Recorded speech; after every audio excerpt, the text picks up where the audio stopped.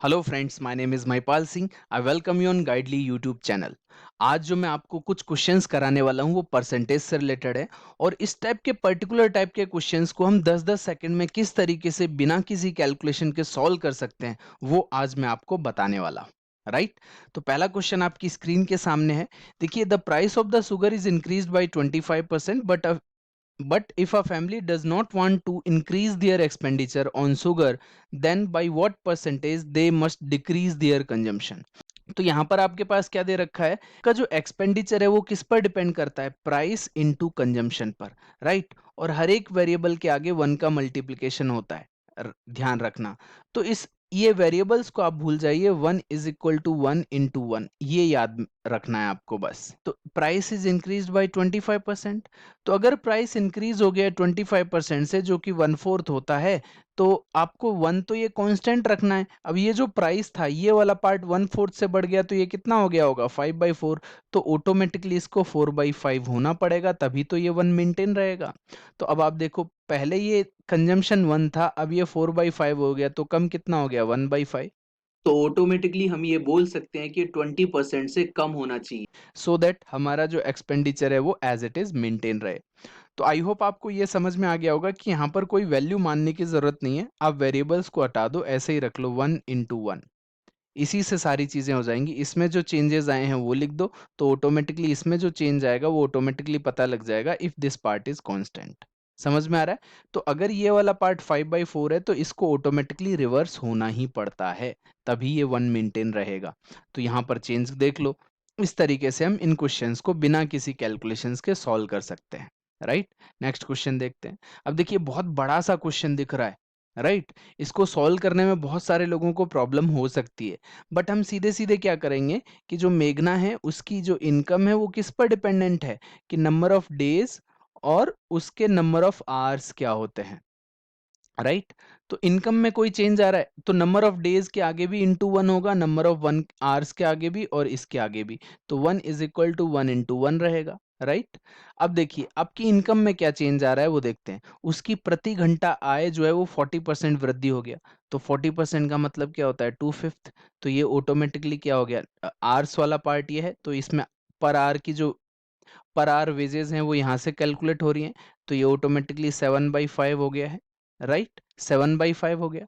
अब देखिए, यहाँ पर ये डेज है, तो डेज वाला पार्ट, दिनों की संख्या 16.66 से कम हो गई। तो 16.66 जो होता है ये आपको याद होना चाहिए, 1/6 होता है।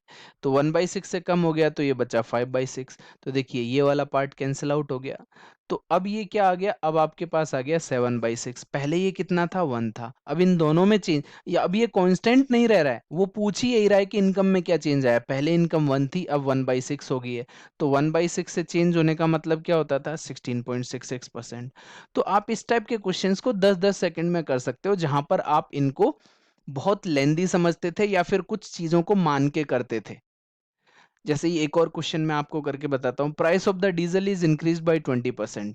तो जो आपका डीजल का कंजम्पशन वाला पार्ट है, तो एक्सपेंडिचर कैसे होगा आपका, कि आपका प्राइस कितना है और कंज्यूम कितना करते हैं आप। तो आगे वापस से one one is equal to one into one लिख लो। अब आप देखो, the price of diesel is increase by price of the diesel is increase by 1.20%। तो इसको 1.2 भी लिख सकते हैं, 6/5 भी लिख सकते हैं, डिपेंड करता है।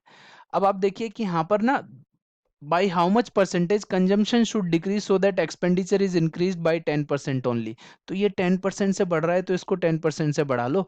अब मुझे ये कैलकुलेट करना है कि ये जो कंजम्पशन है, न्यू कंजम्पशन है, ये कितना हो जाएगा। तो कंजम्पशन आपके पास कितना होगा, 1.1 अपॉन 1.2, दैट इज 11/12। पहले कंजम्पशन कितना था, वन था, अब कितना हो गया, 11/12। तो कितना कम हो गया, 1/12। 1/12 कितना होता है, 8.33%। तो आपका आंसर आ गया। तो इस टाइप के जितने भी क्वेश्चंस हैं वो one is equal to one into one से सारे के सारे सॉल्व हो सकते हैं। आपको बहुत ज्यादा दिमाग लगाना ही नहीं होता। तो आई होप आपको समझ में आ गया होगा, इस टाइप के क्वेश्चंस 10 से 5 सेकंड में बड़े आसानी से सॉल्व किए जा सकते हैं।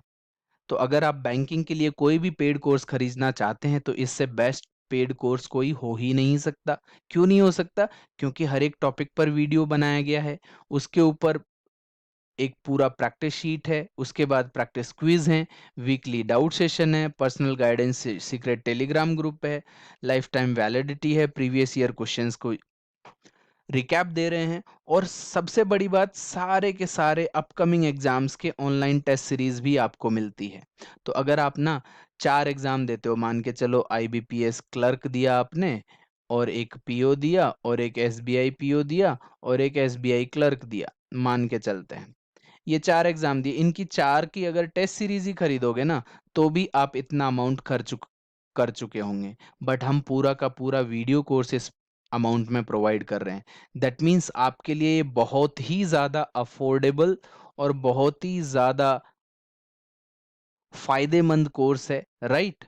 तो आप सारे लोगों को ये इन्फॉर्म कर सकते हैं कि अगर कहीं से बैंकिंग का वीडियो कोर्स खरीदना है तो वो ये ले सकते हैं। और आप जानते हैं कंटेंट के बारे में, कंटेंट के मामले में गाइडली बेस्ट है। तो आपको इतना बेहतरीन कंटेंट प्रोवाइड किया जाएगा, वो आप हमारे फ्री वीडियोस में ही देख सकते हैं। तो फ्री वीडियोस में अगर हम बहुत अच्छा कंटेंट प्रोवाइड कर रहे हैं तो आप इमेजिन करो पेड में तो हम और भी ज़्यादा बेटर प्रोवाइड कर रहे होंगे। अगर कोई इंक्वायरी है तो फ़ोन नंबर पर कॉल करके पूछ सकते हैं और मेल लिख सकते हैं, आपका आंसर दिया जाएगा। वीडियो को बहुत अच्छे से शेयर करें सभी फ्रेंड्स के साथ। डेफ़िनेटली आपने कुछ नया सीखा होगा। Thank you, bye bye and take care.